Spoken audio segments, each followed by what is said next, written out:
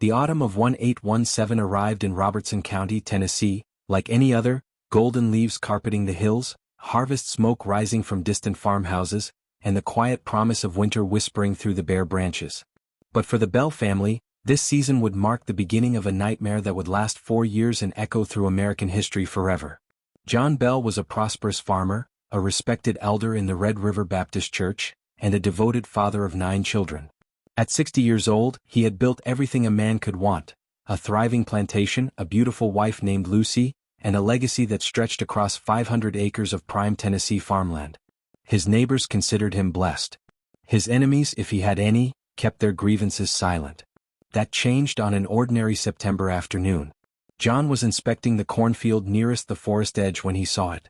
At first, his aging eyes dismissed the shape as a dog, perhaps one of the hounds from the neighboring Gardiner farm. But as he drew closer, squinting against the late afternoon sun, his blood turned to ice. The creature sat between the corn rows, watching him with eyes that held no animal intelligence. Its body resembled a dog's but grotesquely wrong, too large, too angular, with fur that seemed to shift and ripple like smoke. Its head was something else entirely. Something that made John Bell, a man who had survived the Revolutionary War, take an involuntary step backward. It was the head of a rabbit. Enormous, malformed, with ears that twitched toward him like antennae detecting prey. "Get!" John shouted, his voice steadier than his trembling hands. He raised his rifle, the one he always carried when inspecting the far fields. "Get out of here." The creature didn't move.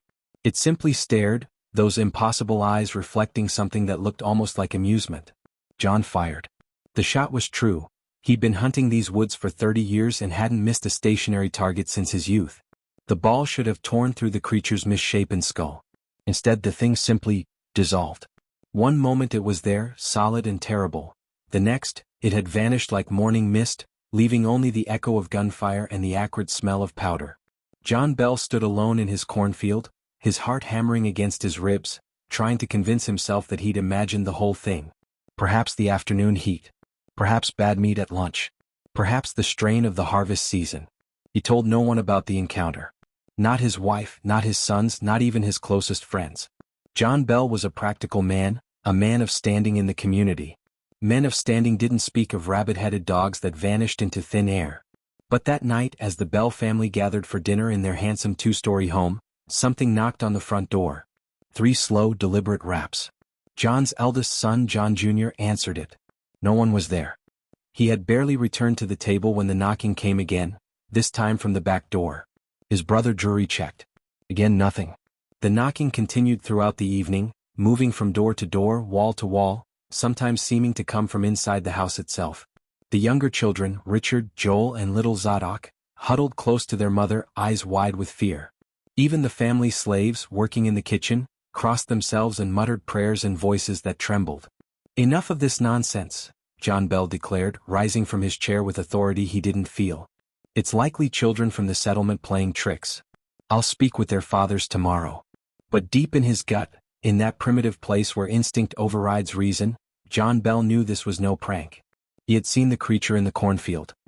He had seen its eyes, old eyes, hungry eyes, eyes that had looked at him with a recognition that suggested their acquaintance was only beginning. The knocking finally stopped around midnight. The family retired to their beds, grateful for the silence, telling themselves that tomorrow would bring explanation and normalcy. They were wrong. Around 3 in the morning, young Betsy Bell, John's favorite daughter, a beautiful girl of 12 with golden hair and her mother's kind eyes, woke screaming. "Something's pulling my hair," she shrieked, thrashing in her bed. "Something's in the room." The entire household rushed to her chamber. They found Betsy tangled in her bedsheets, red welts rising on her cheeks as if invisible hands had slapped her with tremendous force. Her hair was indeed being pulled. They could see it yanking toward the ceiling, strand by strand, though nothing visible held it. John Bell grabbed his daughter and pulled her from the bed. The moment she left the mattress, the assault stopped. But in the darkness of that September night, as the Bell family huddled together in the parlor, too terrified to return to their rooms, they all heard it for the first time. A voice. Faint at first, like wind through a cracked window. But unmistakably a voice, feminine, ancient, and filled with a hatred so pure it seemed to poison the very air. "I am here," it whispered from everywhere and nowhere. "And I will never leave." For months, John Bell maintained his silence about the haunting. He was a proud man, a private man, and the thought of his family becoming the subject of local gossip horrified him almost as much as the entity itself. The Bell family suffered alone, their nights filled with torment, their days spent in exhausted dread of what sunset would bring. The attacks escalated with sadistic precision. Blankets were ripped from sleeping children. Furniture moved on its own, sometimes flying across rooms.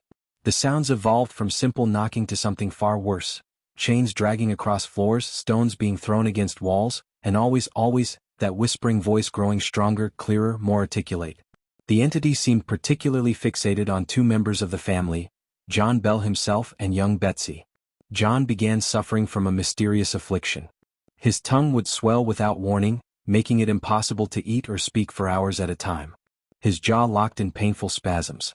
Seizures gripped him at random moments, in the fields, at church, during meals, leaving him weakened and humiliated. Betsy's torment was more physical. The invisible hands that had pulled her hair on that first night returned again and again, slapping her face, pinching her skin, dragging her across rooms by her ankles. Red marks appeared on her body in the shape of handprints, as if something had gripped her with terrible force. Lucy Bell, a woman of deep faith and iron will, tried everything. She hung Bible verses above every door. She prayed until her knees bled. She invited the local minister to bless the house, a ritual that seemed only to amuse the entity, which laughed throughout the entire ceremony in a voice that made the minister flee and never return. By the spring of 1818, John Bell could no longer hide the truth. His health was failing visibly, and rumors had already begun spreading through the community. Field hands whispered about strange lights in the Bell windows at night. Neighbors reported hearing screams echoing across the hills. In desperation, John confided in his closest friend, James Johnston, a fellow church elder and one of the most rational men in Robertson County. "I would not believe such a tale from any other man," Johnston said after hearing John's account. "But I know you, John Bell. I know you do not lie." "Then help me," John pleaded. "Whatever this thing is, I cannot fight it alone." Johnston agreed to spend a night at the Bell farm, convinced he would find a rational explanation, perhaps a troubled family member, perhaps structural issues with the house that created strange sounds, perhaps even an elaborate hoax designed to drive the Bells from their valuable land. He found something else entirely. That night, James Johnston witnessed what he would later describe as a foretaste of hell itself. The bed covers were torn from him repeatedly. Objects flew past his head in the darkness. And when he demanded that the spirit identify itself in the name of the Lord, a voice answered, clear, mocking, and absolutely inhuman. "I am a spirit from everywhere, heaven, hell, and the earth. I am in the air, in houses, any place at any time. I've been created millions of years. That is all I will tell you." Johnston fled the Bell home at dawn and never returned. But he did something John Bell had desperately hoped to avoid. He told others. Within weeks, the Bell, which had become the most famous story in Tennessee. Curiosity seekers began arriving from across the state. Preachers came to perform exorcisms. Scientists came to investigate. Skeptics came to debunk. All left as believers, shaken, terrified, and carrying stories that would spread the legend far beyond Robertson County. The entity, now commonly called Kate, after an elderly neighbor woman named Kate Batts whom some suspected of witchcraft, seemed to thrive on the attention. The more people visited, the more powerful she became. She began speaking in full sentences, then full conversations, demonstrating knowledge that no human could possess. She knew secrets, dark, buried secrets that people had never told another living soul. She announced pregnancies before the women themselves knew. She described events happening in distant cities with accuracy later confirmed by letter. She quoted scripture with such precision that ministers accused her of being Satan himself. But Kate reserved her greatest cruelty for John Bell. "Old Jack Bell," she would cackle, using the nickname John despised. "I will torment you until you die. You know why, don't you, Old Jack? You remember what you did." John Bell never spoke of what he might have done to earn the witch's wrath. But those closest to him noticed the change in his eyes whenever Kate made her accusations, a flicker of something that looked terribly like guilt. Whatever John Bell's secret was, Kate clearly knew it, and she intended to make him pay. By the autumn of 1819, the Bell, which had become a national sensation. Newspapers from Nashville to Philadelphia carried accounts of the Tennessee haunting. Travelers detoured miles from their routes simply to pass by the Bell property, hoping to catch a glimpse of something supernatural. Among those whose curiosity was piqued was a man whose name would later become synonymous with American toughness, General Andrew Jackson. Jackson, the hero of New Orleans, the future 7th President of the United States, was not a man who frightened easily. He had faced British muskets, Creek warriors and political enemies with equal fearlessness. When one of his soldiers returned from Robertson County with tales of a talking spirit, Jackson's response was immediate and characteristic. "By the Eternal," he declared, "I will see this witch for myself." Jackson assembled a party of his most trusted men, soldiers and adventurers who had faced death at his side. They loaded a wagon with supplies, weapons and investigative equipment, and set off for the Bell farm with the confidence of men who believed they had already seen the worst the world could offer. They were wrong. The trouble began before they even reached the Bell property. About a mile from the farmhouse, their wagon wheels suddenly locked. The horses strained against their harnesses, hooves digging into the dirt, but the wagon refused to move, as if some invisible force had seized it from below. Jackson's men dismounted and examined the wheels. Nothing appeared to be blocking them. The axles were sound. The road was clear. Yet no amount of human or animal effort could budge the wagon a single inch. Jackson himself stepped down from the driver's seat, his famous temper beginning to rise. "We'll push the damn thing ourselves if we must." 6 strong men put their shoulders to the wagon. It didn't move. Then from the empty air around them came a woman's laugh, high, cold, and filled with malicious delight. "That's enough, boys," the voice said. "You can go on now. I'll see you again tonight." The instant the words were spoken, the wagon lurched forward as if released from a giant's grip. The horses stumbled, nearly falling before regaining their footing and continuing down the road. Jackson's men were pale and silent for the remainder of the journey. The general himself said nothing, but his jaw was set in that particular way his soldiers knew meant trouble. The Bell family welcomed Jackson with nervous hospitality. John Bell, despite his deteriorating health, insisted on playing the gracious host. Lucy prepared the finest meal their farm could offer.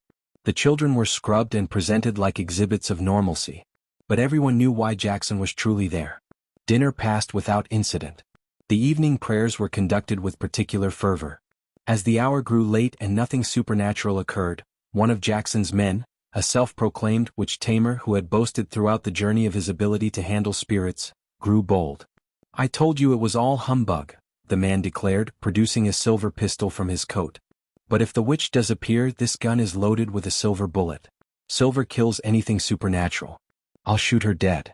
The words had barely left his mouth when the air in the room turned cold. Candle flames flickered and dimmed. And then, without any visible cause, the witch-tamer began to scream. He spun in circles, slapping at himself as if covered in biting insects. He kicked wildly at empty air. His silver pistol clattered to the floor as he clutched at his throat, his face turning purple. "I'll teach you to threaten me, you fool," Kate's voice thundered from everywhere at once. "Now let me show you how I deal with frauds." The man flew across the room as if launched from a catapult, slamming into the wall with enough force to crack the plaster. He collapsed in a heap, still screaming, and scrambled for the door on all fours like a terrified animal. Jackson, to his credit, stood his ground. His face was pale but his voice was steady when he spoke. "By the Eternal, this is beyond anything I've ever witnessed." The Bell family braced themselves for his judgment. Would he declare them frauds? Would he accuse them of trickery? Would he bring the weight of his considerable reputation down upon their already battered household? Instead, Andrew Jackson did something unexpected. He laughed. "I'd rather fight the British again than spend another night with this witch," he announced. "We leave at first light." Kate, apparently satisfied with the demonstration, remained quiet for the rest of the night. But as Jackson's party departed the next morning, her voice followed them down the road. "Come back anytime, General. I do so enjoy entertaining distinguished guests." Andrew Jackson never spoke publicly about his encounter at the Bell farm. But years later, as president, he reportedly told a friend, "I'd rather fight the entire British army than deal with the Bell witch." The general who feared nothing had found something that made even him retreat. While John Bell's physical deterioration continued, the witch's persecution of young Betsy took a different, more insidious form. Betsy Bell had blossomed into a beautiful young woman of 16. She had attracted the attention of Joshua Gardner, a handsome young man from a respectable neighboring family. Their courtship was the talk of the community, a ray of brightness amid the dark cloud that hung over the Bell household. Kate despised it. From the moment the courtship became known, the witch turned her considerable powers toward destroying it. She would interrupt conversations between Betsy and Joshua with obscene commentary. She would describe private moments between them that no one should have witnessed. She tormented Joshua during his visits with flying objects, terrible smells, and whispered threats. "You will not marry Joshua Gardner," Kate declared one evening when the young couple sat together on the Bell porch. "I forbid it. Betsy Bell is mine and she will do as I command. You have no power over me," Betsy shouted, tears streaming down her face. "I love Joshua, and nothing you do will change that." The response was immediate and vicious. Betsy was thrown from her chair and dragged across the porch by her hair. Red welts appeared on her arms as invisible hands pinched and twisted her flesh. When Joshua tried to intervene, he was hurled backward with such force that he nearly broke his neck against the porch railing. "Nothing I do?" Kate's voice was a hiss of pure malice. "I have barely begun, child. Break off this engagement, or I will show you suffering beyond your darkest nightmares." The attacks on Betsy intensified. Her sleep was invaded by horrific dreams. Visions of Joshua dying in various gruesome ways, visions of their future children being torn apart, visions of a life of misery and regret. She would wake screaming night after night, her mother unable to console her. Worse still, the witch began spreading rumors. She whispered secrets to visitors, claiming that Betsy had been unchaste, that Joshua had fathered children with slave women, that their union would be cursed. In an era when reputation meant everything, these accusations were devastating. Joshua Gardner, despite his love for Betsy, grew weary of the constant torment. His own family pressured him to end the courtship for the sake of his health and reputation. Even John Bell, who adored his daughter, began to wonder if perhaps it would be kinder to end the engagement. "Wise man, old Jack," Kate cackled when she heard John discussing the matter with Lucy. "Perhaps you're not as stupid as I thought." Betsy held on for months, her determination fueled by love. But the human spirit, no matter how strong, has limits. In the spring of 1820, after a particularly brutal night of torment that left her unable to rise from bed for 3 days, Betsy Bell made the decision that would haunt her forever. She broke off her engagement to Joshua Gardner. The witch's celebration was immediate and grotesque. "Smart girl. Finally you learn." Kate's voice echoed through the house with something approaching joy. "You see, Betsy? You see how much easier life becomes when you obey me." True to her word, the attacks on Betsy decreased significantly after the broken engagement. But something had died in the young woman's eyes. A light, a hope, a belief that goodness could triumph over evil. Joshua Gardner moved to western Tennessee shortly after, unable to bear the pain of seeing Betsy in church and at community gatherings. He eventually married another woman, had children, and lived a quiet life. But those who knew him said he never fully recovered from losing his first love. Betsy Bell never married. She lived into her 80s, a schoolteacher who was beloved by her students and respected by her community. But she never spoke publicly about the Bell Witch, and she never allowed any man to court her again. Some wounds, it seemed, were too deep for even time to heal. By the autumn of 1820, John Bell was a shadow of the prosperous farmer he had once been. The mysterious illness that had plagued him for 3 years had accelerated dramatically. His tongue swelled so severely that he could barely swallow. His face twitched with constant spasms. His once powerful body had withered to a skeletal frame. The local doctors were baffled. They prescribed tonics, poultices, and treatments that ranged from sensible to bizarre. Nothing helped. John Bell was dying and everyone, including John himself, knew it. Kate made no secret of her satisfaction. "Old Jack Bell's days are numbered," she announced to visitors with ghoulish glee. "I've almost got him. Soon he'll trouble this world no more." Lucy Bell, who had endured 4 years of torment with remarkable strength, finally broke. She confronted the invisible entity with a fury that shocked everyone present. "Why?" she screamed into the air. "Why do you hate my husband so? What has he ever done to deserve this persecution?" For a long moment there was only silence. Then Kate's voice came, different than before, colder, harder, more ancient. "Ask your husband what he did to me. Ask him about the promise he broke. Ask him about the child." John Bell, lying weak and feverish in his bed, turned his face to the wall and refused to speak. Whatever secret he carried, he would take it to his grave. December 19, 1820, dawned gray and bitter cold. John Bell had fallen into a coma the previous evening, his breathing shallow and labored. The family gathered around his bed, praying, weeping, and waiting for the end. Around 9 in the morning, John Jr. noticed something strange. His father's medicine, a bottle of dark liquid that the doctor had prescribed, had been replaced by a different bottle containing a smoky black substance. "What is this?" John Jr. demanded, holding up the mysterious bottle. "That's my medicine," Kate's voice answered with terrible cheerfulness. "I gave it to old Jack myself. He'll never trouble anyone again." To test the substance, John Jr. dipped a straw into the liquid and touched it to the tongue of the family cat. The animal convulsed, stumbled, and dropped dead within seconds. "You've poisoned him," John Jr. shouted. "You've murdered my father." "Murdered?" Kate's laugh was the most chilling sound any of them had ever heard. "I've simply given old Jack what he deserved. Now throw that bottle into the fire before one of you idiots decides to taste it." John Bell never regained consciousness. He died on December 20, 1820, with his family gathered around him and his invisible tormentor whispering satisfaction in the shadows. The funeral was the largest Robertson County had ever seen. Hundreds of people came from across Tennessee to pay their respects, some out of genuine grief, some out of morbid curiosity, some simply to confirm that the famous haunting was real.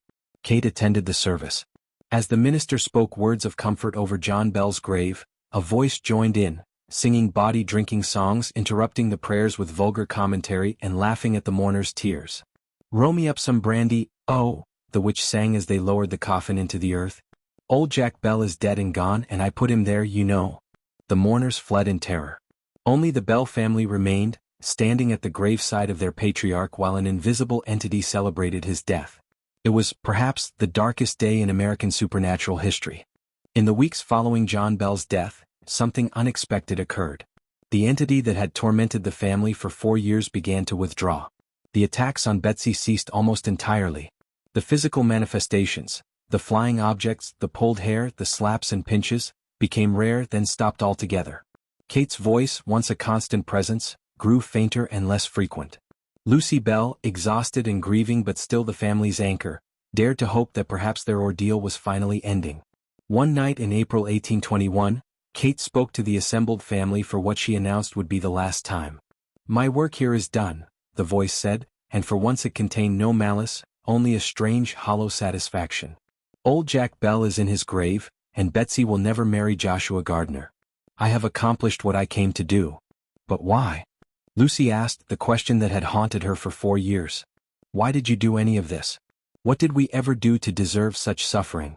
The silence stretched so long that Lucy thought Kate had departed without answering. Then faintly came the reply. "You would not understand. What happened between your husband and me occurred long before you were born, Lucy Bell. But know this, I take no pleasure in your suffering. You are a good woman, and your children are innocent of their father's sins. Then why torment us at all?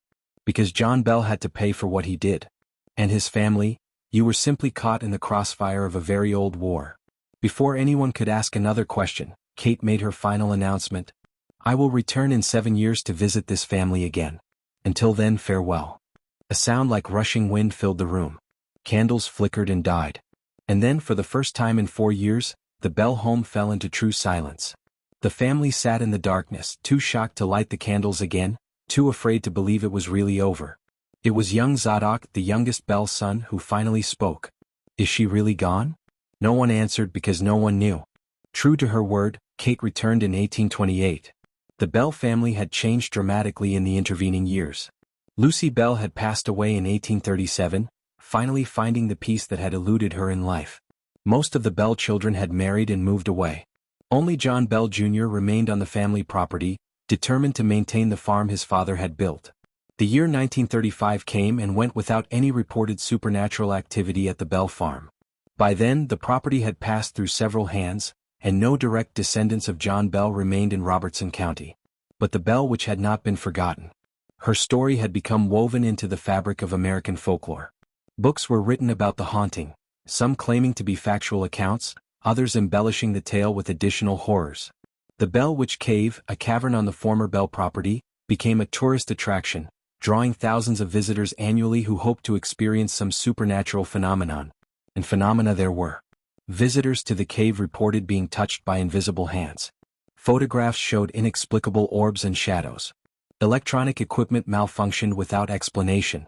Several people claimed to have heard a woman's voice echoing from the depths of the cavern, though no woman was present.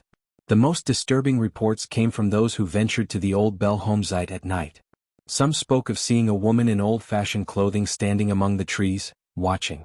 Others heard children crying or dogs barking, or the sounds of furniture being thrown about, though no children, dogs, or furniture were anywhere to be found. One account, from a group of college students who visited in 1977, described an experience remarkably similar to Andrew Jackson's. "We were driving up the road to the old Bell property when our car just stopped. The engine died, the lights went out, everything. We were sitting there in the dark trying to figure out what happened when we heard it, a woman laughing. It was coming from right outside the car, but when we looked, there was nothing there. Then the car started again on its own and we got the hell out of there." The students reported that their car was undamaged, with no mechanical explanation for the sudden failure. The manifestations were different this time, subtler, less violent. Scratching sounds within the walls. Objects that moved when no one was looking. A voice that spoke only at night, and only in whispers too faint to be clearly understood. John Jr., now a middle-aged man with children of his own, refused to engage with the entity. "We will not speak to you," he declared the first night the sounds returned. "We will not respond to your tricks.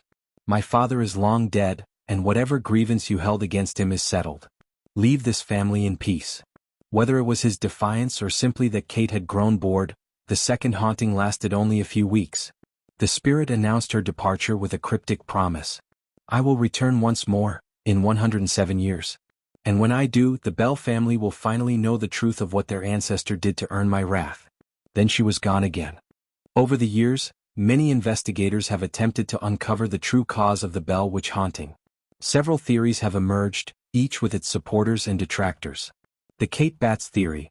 The most common explanation holds that Kate Batts, an eccentric neighbor with whom John Bell had a legal dispute over some slaves, cursed the family before her death.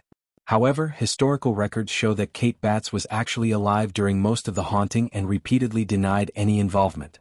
She was reportedly as frightened of the entity as anyone else. The family secret theory. Some researchers believe that John Bell was guilty of a serious crime, possibly murder, possibly something involving a child, as Kate's cryptic references to the child suggest. This theory proposes that the entity was either the spirit of a victim or a manifestation of John Bell's own guilt. The Betsy Bell theory. A controversial interpretation suggests that Betsy Bell was actually the source of the phenomena, either through deliberate fraud or through what modern parapsychologists call psychokinetic outbursts. Adolescent girls have been linked to poltergeist activity in numerous cases. However, this theory fails to explain how Betsy could have produced the voice, which was heard by hundreds of witnesses, the physical attacks on herself, or phenomena that occurred when she was miles away. The Native American theory. Some local historians propose that the Bell property was built on sacred Native American ground, and the entity was a spirit disturbed by the desecration. Robertson County was indeed Cherokee territory before European settlement, and there are records of unusual occurrences in the area predating the Bell haunting. The demonic theory. Religious investigators have long maintained that Kate was a demon, possibly summoned accidentally by occult practices in the area. They point to the entity's knowledge of scripture, which she quoted accurately but mockingly, her apparent immortality, and her ability to be in multiple places simultaneously. None of these theories has ever been proven. The Bell Witch remains one of history's most thoroughly documented yet completely unexplained supernatural events. What is known with certainty is this: something tormented the Bell family for 4 years. Hundreds of people witnessed phenomena that defied natural explanation. A man died under circumstances that suggested supernatural involvement. And the entity responsible, whatever its true nature, demonstrated intelligence, personality, and apparent immortality. The Bell Witch may still be out there waiting. The Bell Witch Cave has become the physical center of the legend, a place where the boundary between the natural and supernatural seems dangerously thin. Located on the banks of the Red River, the cave was well known to the Bell family during the haunting. Kate herself reportedly told visitors that she lived within its depths, emerging at night to torment her chosen victims. Whether this was truth or simply another of her games, the cave has been associated with strange occurrences since the early 1800s. The cave system extends for over a mile underground, with passages that have never been fully explored. Native American artifacts found within suggest the site was significant long before European settlement. Some researchers believe the cave sits atop a geological anomaly, a place where natural electromagnetic fields create conditions conducive to paranormal activity. Modern visitors report a range of experiences. Some feel an oppressive presence the moment they enter, a sense of being watched by something hostile and intelligent. Others hear whispers echoing from passages that lead nowhere, speaking words that can almost, but never quite, be understood. Still others see figures in their peripheral vision, shapes that vanish the instant they turn to look directly. The most disturbing accounts involve physical contact. Multiple visitors have reported being touched, pushed, or grabbed by invisible hands while deep within the cave. Several have emerged with scratches or bruises they cannot explain. One woman visiting in 2003 claimed that something pulled her hair so hard that clumps came out in its invisible grip. It felt exactly like hands, she told investigators afterward. Human hands, but cold, so cold. And strong. Stronger than any person I've ever encountered. The current owners of the property have embraced its supernatural reputation, offering guided tours during daylight hours. But they enforce a strict policy. No one is permitted in the cave after dark. When asked why, they simply say, "Some things are better left undisturbed." And according to her own promise, she's not finished with the Bell family yet. The Bell Witch Cave has become the physical center of the legend, a place where the boundary between the natural and supernatural seems dangerously thin. Located on the banks of the Red River, the cave was well known to the Bell family during the haunting. Kate herself reportedly told visitors that she lived within its depths, emerging at night to torment her chosen victims. Whether this was truth or simply another of her games, the cave has been associated with strange occurrences since the early 1800s. The cave system extends for over a mile underground, with passages that have never been fully explored. Native American artifacts found within suggest the site was significant long before European settlement. Some researchers believe the cave sits atop a geological anomaly, a place where natural electromagnetic fields create conditions conducive to paranormal activity. Modern visitors report a range of experiences. Some feel an oppressive presence the moment they enter, a sense of being watched by something hostile and intelligent. Others hear whispers echoing from passages that lead nowhere, speaking words that can almost, but never quite, be understood. Still others see figures in their peripheral vision, shapes that vanish the instant they turn to look directly. The most disturbing accounts involve physical contact. Multiple visitors have reported being touched, pushed, or grabbed by invisible hands while deep within the cave. Several have emerged with scratches or bruises they cannot explain. One woman visiting in 2003 claimed that something pulled her hair so hard that clumps came out in its invisible grip. It felt exactly like hands, she told investigators afterward. Human hands, but cold, so cold. And strong. Stronger than any person I've ever encountered. The current owners of the property have embraced its supernatural reputation, offering guided tours during daylight hours. But they enforce a strict policy. No one is permitted in the cave after dark. When asked why, they simply say, "Some things are better left undisturbed." The Bell Witch legend might have faded into obscure folklore if not for the continued reports of supernatural activity in Robertson County. Even in the 21st century, encounters continue to occur with disturbing regularity. In 2008, a group of paranormal investigators from Nashville spent 3 nights on the former Bell property with modern ghost hunting equipment. Their experience was documented on video, though skeptics have questioned its authenticity. On the first night, their electromagnetic field detectors registered massive spikes in areas where no electrical sources existed. Audio recorders captured what appeared to be a woman's voice saying, get out, this is my land." On the second night, one investigator was pushed down a small embankment by what he described as 2 hands placed firmly on my back. He suffered minor injuries but insisted on continuing the investigation. On the third night, the team captured thermal imaging footage that remains controversial to this day. The footage appears to show a humanoid figure, significantly colder than the surrounding environment, standing among the trees approximately 50 yards from the old Bell home site. The figure remained stationary for nearly 2 minutes before seemingly dissolving into the darkness. "I've been investigating the paranormal for 15 years, the team leader stated afterward. "I've seen a lot of things I couldn't explain. But nothing compares to what we experienced on that property. Something is there. Something intelligent. Something that doesn't want visitors." Local residents have their own stories, passed down through generations and added to with each new occurrence. A farmer whose property borders the old Bell land reports that his cattle refuse to graze in certain areas, becoming agitated and fearful whenever they approach invisible boundaries. Dogs brought to the area often bark at nothing, their hackles raised, their attention fixed on empty spaces between the trees. Children in the local schools still dare each other to visit the Bell Witch Cave at night, though few actually follow through. Those who do often return with stories of strange sounds, oppressive feelings, and occasionally more tangible evidence, Scratches that appeared from nowhere, photographs showing anomalous shadows, electronic devices that inexplicably drained of power. One particularly chilling account comes from a Tennessee state trooper who was patrolling the area in 2015. Around 3 in the morning, he received a call about a disturbance on the road near the Old Bell property. When he arrived, he found a car stopped in the middle of the road, its driver, a young woman, in a state of near hysteria. "She told me something had appeared in the road in front of her," the trooper reported. "A woman in old-fashioned clothes just standing there. When she stopped to avoid hitting the figure, her car doors locked on their own.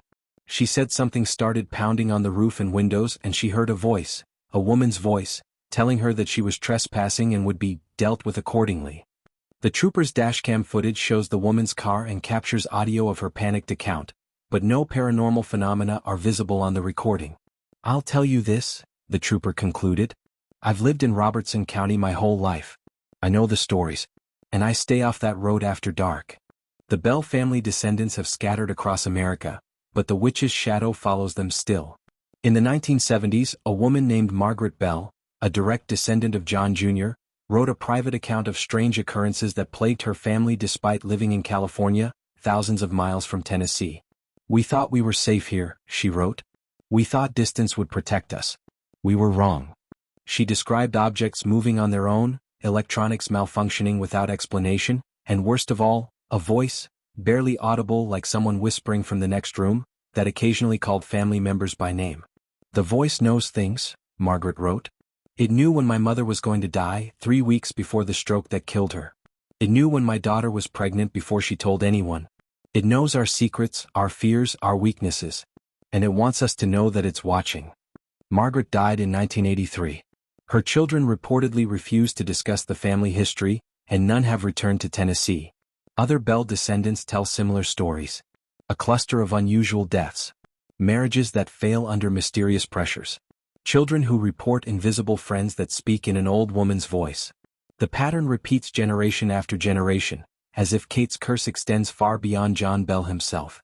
Some researchers have attempted to compile a comprehensive record of these accounts, but they face resistance from the family members themselves. "You don't understand what you're dealing with," one descendant told an investigator in 2010. "Every time someone writes about us, every time the story gets told again, it wakes her up. Makes her stronger. The best thing you can do is let the Bell family fade into obscurity. Maybe then she'll finally leave us alone." The investigator published his findings anyway. 3 weeks later, his house burned down under circumstances the fire department deemed suspicious but inconclusive. The Bell Witch legend carries a warning that has echoed across 2 centuries. Some forces are beyond human understanding or control. John Bell was, by all accounts, a good man, a pillar of his community, a devoted family man, a faithful churchgoer. Yet something in his past earned the eternal wrath of an entity powerful enough to torment him for years and ultimately end his life. Whatever his sin, he paid for it with everything he had. His family paid too, though their only crime was sharing his blood. Betsy Bell lost her chance at love and happiness. She lived a long life, but by her own account she never truly recovered from the years of torment. "The witch took something from me," she wrote in her private journal near the end of her life. "Something I could never get back. Not my health, not my youth, something deeper. My ability to trust. My belief that the universe is ultimately good. My hope." Lucy Bell watched her husband waste away and die, powerless to protect him from an enemy she couldn't see or fight. She maintained her faith until the end, but those close to her said the experience had left scars that never healed. And the children, those innocent witnesses to 4 years of terror, carried the trauma with them forever. Several died young. Others struggled with what we would now recognize as post-traumatic stress. None escaped unscathed. The Bell Witch haunting is not a story of heroic victories or satisfying resolutions. It is a story of suffering, loss, and an evil that achieved its goals without consequence. It reminds us that not all battles can be won, not all monsters can be defeated, and not all endings are happy. Perhaps that's why the story endures. In an age of technology and science, we like to believe that we have conquered the darkness. We have electric lights to banish shadows, smartphones to connect us across distances, and scientific explanations for phenomena our ancestors attributed to spirits and demons. But the Bell Witch reminds us that some things remain beyond our understanding. Some darkness cannot be illuminated. Some forces operate by rules we cannot comprehend, seeking goals we cannot fathom, wielding powers we cannot match. And those forces, unlike us, have infinite patience. The old Bell property lies quiet today but not peaceful. The fields that once produced abundant crops have returned to forest. The grand house where the Bell family suffered is long gone, its timbers rotted away, its foundations barely visible beneath layers of leaves and earth. Only the cemetery remains, a small plot on a hillside where John Bell rests beside his wife and children, their graves marked by weathered stones that tourists visit by the thousands. The cave still opens its dark mouth in the hillside, still draws the curious and the foolish into its depths. The current owners have installed lights and handrails, making the experience safer if not less unsettling. Most visitors leave with nothing more than a good story and a few slightly unnerving photographs. But some visitors leave with more. Some leave with the feeling that something has followed them home. A presence at the edge of perception. A voice that whispers when the house is quiet. A sensation of being watched by eyes that exist in no physical head. Most of these feelings fade with time, dismissed as overactive imagination or the power of suggestion. But for a few, a very few, the Bell which seems to have found new targets, new families to torment, new generations to curse. Perhaps she is still seeking something. Perhaps her vengeance against John Bell was never enough to satisfy whatever wrong was done to her. Perhaps she simply enjoys the fear, feeds on the suffering, grows stronger with each new victim. Or perhaps she is simply what she claimed to be, a spirit without origin or purpose, existing everywhere, heaven, hell and earth, bound by no rules, answering to no authority, eternal and unchanging. In the end, the truth of the Bell which remains as mysterious as it was 200 years ago. We know what happened. We have testimony from hundreds of witnesses, including a future president of the United States. We have documentation that would be considered strong evidence in any court of law. What we don't have is understanding. And maybe that's the point. Some mysteries are not meant to be solved. Some doors are not meant to be opened. Some voices, when they call from the darkness, are better left unanswered. The Bell which called to John Bell in 1817, and his family paid the price for over a century. She may be calling still. The year 1817 would forever be etched into the annals of American supernatural history as the beginning of something so terrifying, so inexplicable, and so thoroughly documented that even the most hardened skeptics would find themselves questioning the nature of reality itself. The Bell family, residing in the fertile farmlands of Robertson County, Tennessee, had built what appeared to be an idyllic existence in the young American Republic. A sprawling plantation of over 500 acres, a handsome two-story home constructed from the finest local timber, a loving family of 11 souls, and a reputation that placed John Bell among the most respected citizens of the Red River settlement. Yet beneath this veneer of prosperity and contentment, forces beyond human comprehension were gathering, preparing to unleash a campaign of terror that would span 4 agonizing years and culminate in the only documented case of a supernatural entity directly causing a human death in American history. John Bell had arrived in Robertson County in 1804, seeking the abundant opportunities that the Tennessee frontier promised to ambitious men willing to work the land with their own hands. He brought with him his wife Lucy, a woman of remarkable fortitude and unwavering faith, along with their growing brood of children, Jesse, John Jr., Drury, Benjamin, Esther, Zadok, Elizabeth, called Betsy, Richard, and Joel. The family prospered beyond their most optimistic expectations, transforming raw wilderness into productive farmland, establishing themselves as pillars of the local Baptist church, and earning the respect of neighbors who recognized in John Bell a man of integrity, industry, and sound judgment. The Bell home became known throughout the region as a place of warm hospitality, where travelers could always find a meal and a bed, where neighbors gathered for celebrations and consolations alike, and where the principles of Christian charity were not merely preached but practiced with genuine conviction. Nothing in John Bell's carefully constructed life suggested that he harbored secrets dark enough to attract the attention of entities dwelling beyond the veil of mortal perception. The first indication that something was terribly wrong came not with dramatic supernatural manifestations but with small, easily dismissed anomalies that the Bell family initially attributed to natural causes or simple coincidence. In the late summer of 1817, family members began noticing strange sounds emanating from the walls of their home. Faint scratching noises that suggested rats had taken up residence within the wooden structure. John Bell, ever the practical farmer, instructed his sons to set traps and seal any holes that might allow vermin entry. The traps caught nothing. The sounds continued, growing gradually louder and more persistent, no longer confined to the walls but seeming to migrate throughout the house. Under floorboards, above ceilings, behind furniture, always just out of sight, always ceasing the moment anyone attempted to investigate their source. The family dogs, usually reliable sentinels against any disturbance, began behaving erratically, whimpering without cause, refusing to enter certain rooms, sometimes fleeing the house entirely to cower in the barn until dawn. Livestock in the fields exhibited similar distress, horses particularly becoming so difficult to manage that John Bell was forced to sell several valuable animals rather than risk injury to his farmhands. Something was disturbing the natural order of the Bell plantation, though no one could yet articulate what that something might be. The scratching sounds evolved into something far more disturbing as autumn settled over the Tennessee hills. What had begun as the skittering of imaginary rats transformed into deliberate rhythmic knocking, 3 raps, then silence, then 3 more raps, as if some invisible visitor was demanding entry into the Bell home.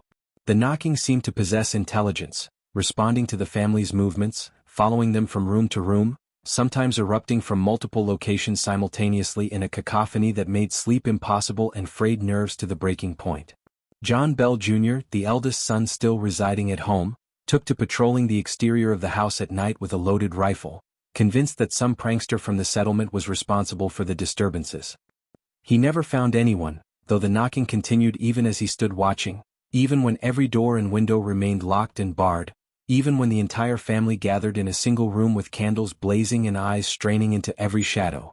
The entity, for the family had begun to think of it in such terms, though they dared not speak the word aloud, seemed to delight in their confusion, in their growing terror, in the slow dissolution of their peaceful existence. The physical attacks began on a night in late October, when the temperature had dropped enough to require fires in every hearth and the darkness came early to the Tennessee Valley.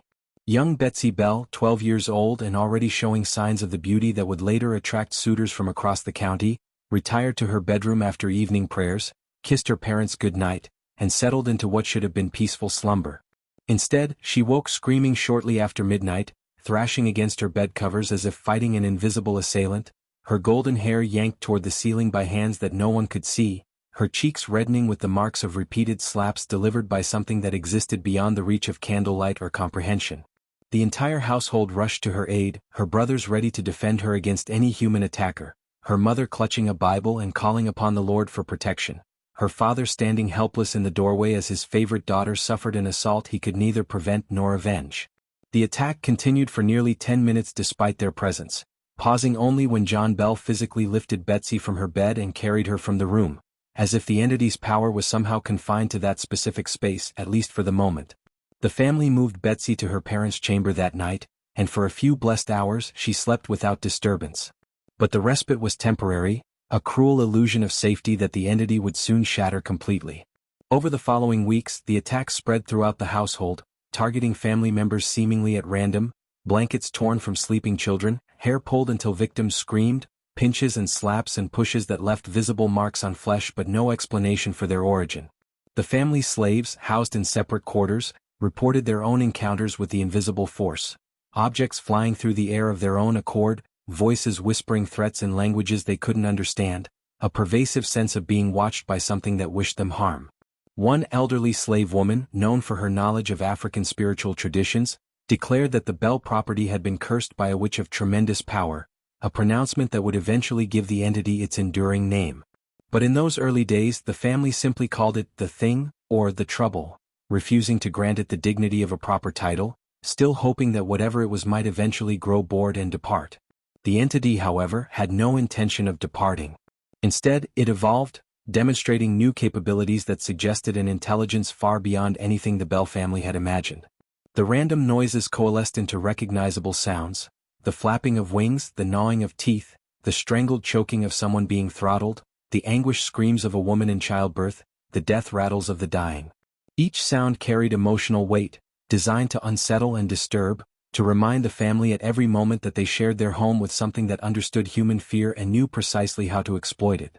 The entity began moving objects with increasing boldness, chairs sliding across floors, dishes flying from shelves, books hurling themselves at anyone who dared to read scripture aloud. The family Bible itself became a particular target, repeatedly knocked from tables, thrown into fireplaces, once discovered torn to shreds though no one had touched it. Whatever this entity was, it harbored particular hatred for the trappings of Christian faith, though it would later demonstrate a knowledge of Scripture so profound that ministers accused it of being Satan himself walking upon the earth. The most terrifying development came when the entity found its voice.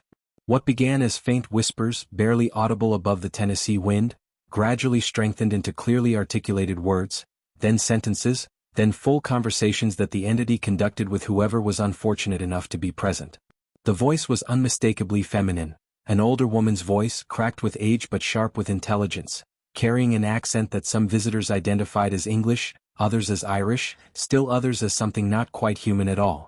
The entity initially refused to identify itself, deflecting questions with mockery and misdirection, but eventually settled on the name Kate, claiming kinship with an elderly neighbor woman named Kate Batts who was widely suspected of practicing witchcraft. Whether this was truth or simply another layer of the entity's deception remained unclear, but the name stuck, and the bell which had officially been christened.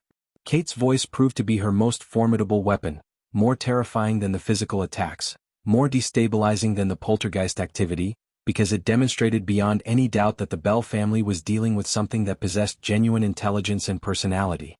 The entity engaged in conversations that displayed knowledge impossible for any human to possess. She described events occurring in distant cities before news could possibly have traveled to Robertson County. She quoted from sermons being delivered at that exact moment in churches miles away. She predicted births, deaths, and misfortunes with accuracy that suggested either genuine prescience or a network of informants that spanned the supernatural realm. She knew secrets, dark, shameful secrets that family members had never confessed to another living soul. She knew about business dealings conducted in private offices, about whispered conversations between husbands and wives in the intimacy of their bedrooms, about childhood sins long buried beneath decades of respectability. And she wielded this knowledge with sadistic precision, humiliating visitors by announcing their hidden transgressions, destroying relationships by revealing infidelities, and constantly, relentlessly tormenting John Bell with cryptic accusations about some unspecified crime that had earned him her eternal enmity. The Bell family's attempts to combat the entity proved uniformly futile, serving only to amuse Kate and strengthen her apparent power over the household. Ministers were summoned from across Tennessee to perform exorcisms, prayers, and blessings, all of which Kate disrupted with mocking laughter, vulgar commentary, and occasional physical attacks on the clergymen themselves. One minister, renowned throughout the region for his spiritual authority, fled the Bell property in terror after Kate quoted his own private prayers back to him, word for word, including doubts about his faith that he had never expressed to anyone. Another attempted to commune with the entity, hoping to understand its nature and purpose, only to be subjected to a barrage of theological arguments so sophisticated that he later admitted the spirit knew scripture better than he did. Kate could quote chapter and verse from memory, could engage in nuanced discussions of Protestant doctrine, could argue points of Calvinist theology with the precision of a seminary professor, all while maintaining that she was a demon sent from hell to torment the Bell family for sins known only to herself and God. Lucy Bell, the family matriarch, responded to the crisis with a faith that even Kate seemed to respect, if not fear. Every morning, Lucy led the household in prayers, her voice steady and strong even as objects flew around the room and invisible hands tugged at her children's clothing. Every evening, she read aloud from Scripture, pausing only when Kate's interruptions became too disruptive to continue. She refused to abandon her home, refused to surrender to despair, refused to give the entity the satisfaction of seeing her faith falter.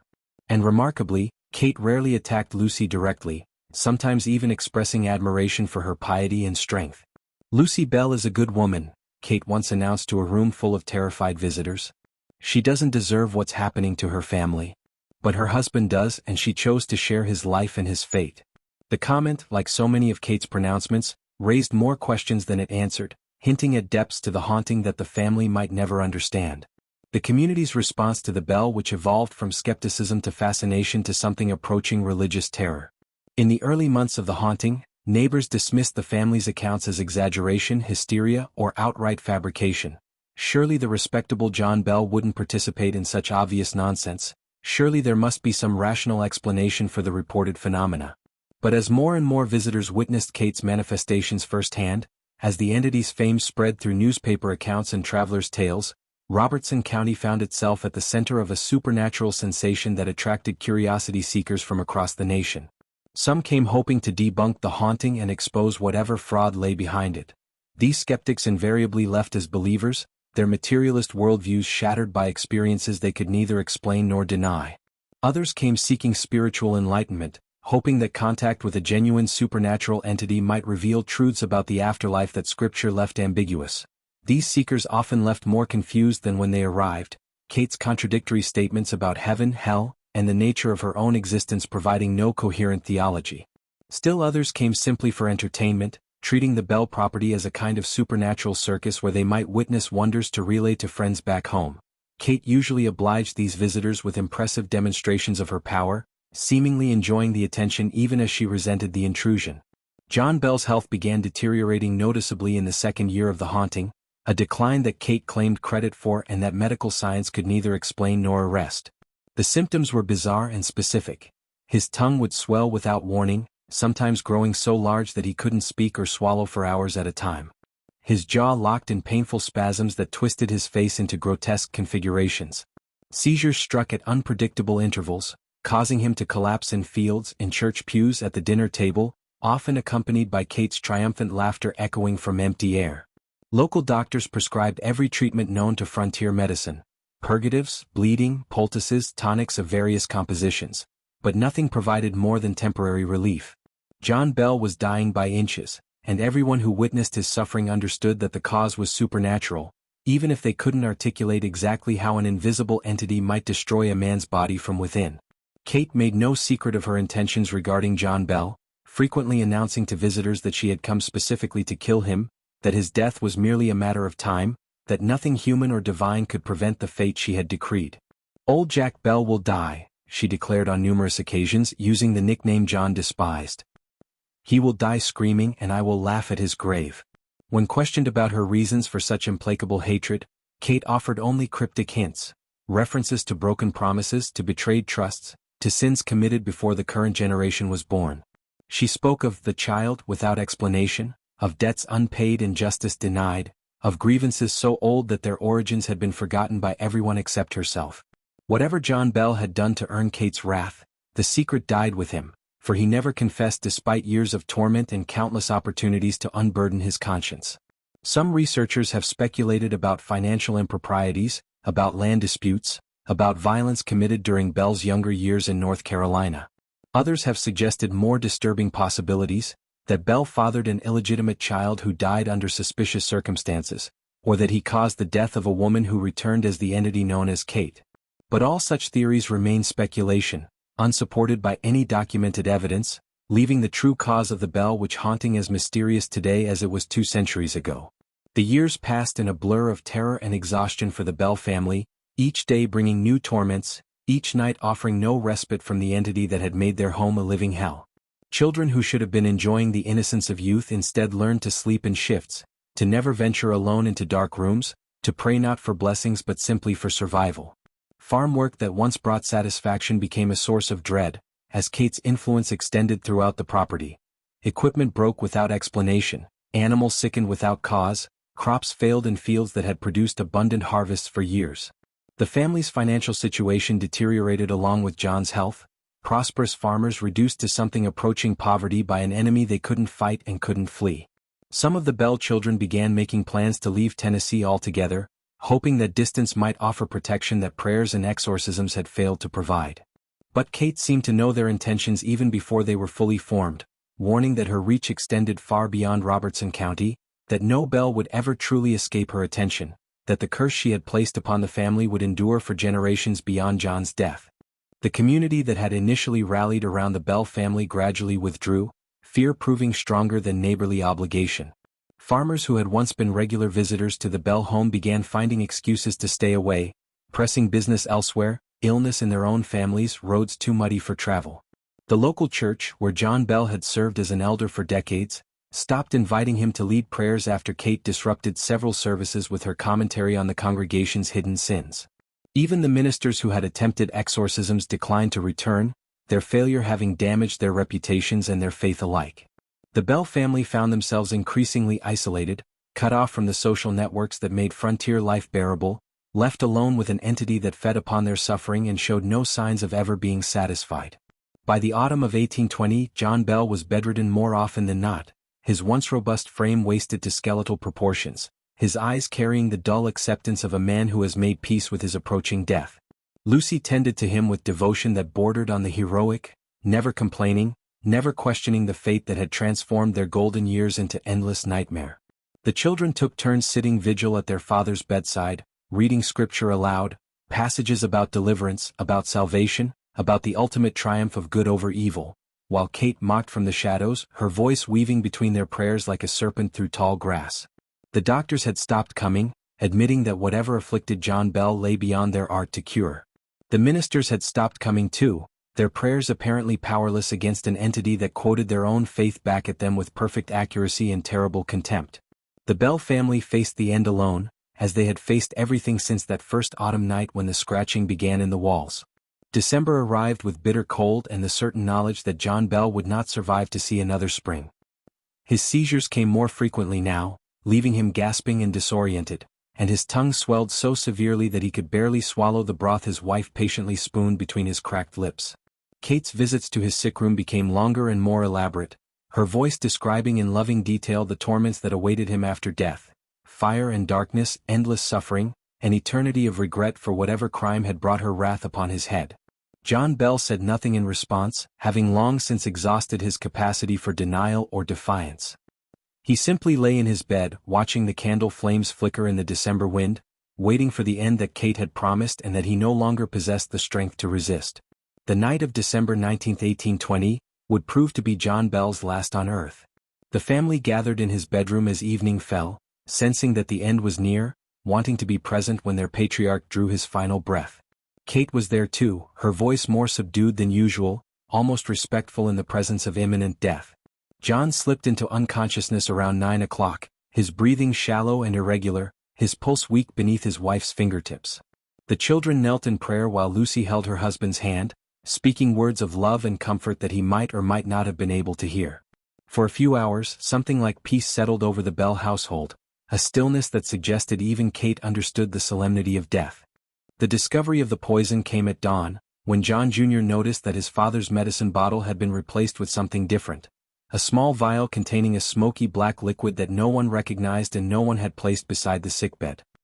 His demands for explanation were answered by Kate herself, her voice carrying a satisfaction so profound it verged on ecstasy. "That's my medicine," she announced. "I gave it to old Jack while you were all sleeping. He'll never wake up now." The family's horror found expression in John Jr.'s frantic experiment, dipping a straw into the mysterious liquid, touching it to the tongue of the household cat, watching in frozen disbelief as the animal convulsed and died within seconds.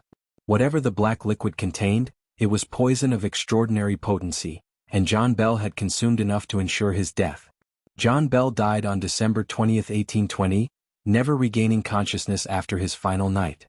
His family surrounded him at the end, their prayers mingling with Kate's triumphant singing, body-drinking songs, obscene parodies of hymns, celebrations of victory over an enemy she had pursued for reasons she never fully explained.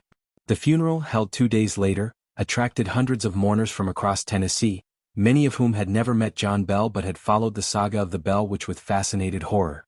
Kate attended the service, interrupting the minister's eulogy with running commentary on John Bell's sins, singing at the graveside while the coffin was lowered into the earth, her voice carrying across the hills like the howl of a winter wind. "Roll me up some brandy, oh," she sang as dirt fell upon the casket. "Old Jack Bell is dead and gone and I put him there, you know." The Bell Witch had accomplished her stated goal. John Bell was dead, his end hastened if not directly caused by supernatural intervention, his grave marked by a stone that would draw curiosity seekers for centuries to come. But even in victory, Kate seemed unsatisfied, her presence continuing to hover over the Bell household, her attacks on Betsy maintaining their vicious regularity, her voice still echoing through rooms that had known nothing but fear for 4 long years. Whatever John Bell had done to earn such implacable hatred, his death had not balanced the scales. Whatever Kate truly was, ghost, demon, tulpa, or something beyond human categorization, she was not yet finished with the Bell family. The spring of 1821 would bring an unexpected development, Kate's departure as sudden and inexplicable as her arrival. But even that would prove temporary, as the entity had promised to return, had vowed that her connection to the Bell bloodline would endure across generations, had declared that the story begun in 1817 would not reach its conclusion for centuries to come. John Bell's death was not the end of the Bell Witch legend, it was merely the close of its first chapter, with more terror yet to be written in the blood of his descendants.